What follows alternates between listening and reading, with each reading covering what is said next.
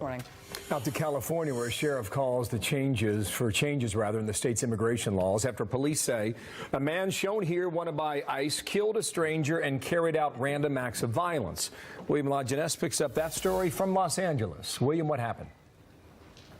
Well, Bill, California sheriffs warned the governor and Democratic lawmakers that one day they would have blood on their hands if they made California a sanctuary state. Well, that day is here, says the sheriff, because the law prevented him from honoring an ICE detainer on 36-year-old Gustavo Garcia, a career criminal, a violent offender with priors and 2 deportations. Now, instead, the law forced him to release Garcia, leading to this: 2 dead, a car chase, and a shootout with police.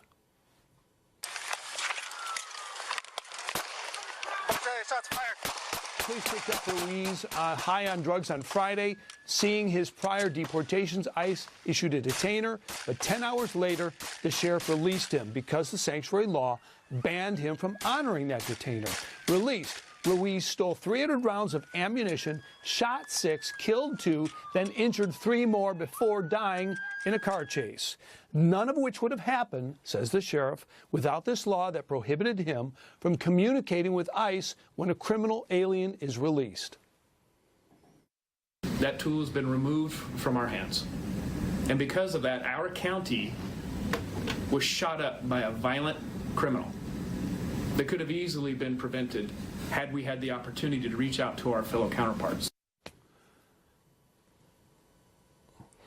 So basically, ICE said in this statement, this is unfortunate and extremely tragic example of how public safety is impacted with laws or policies that limit local law enforcement agencies' ability to cooperate with ICE.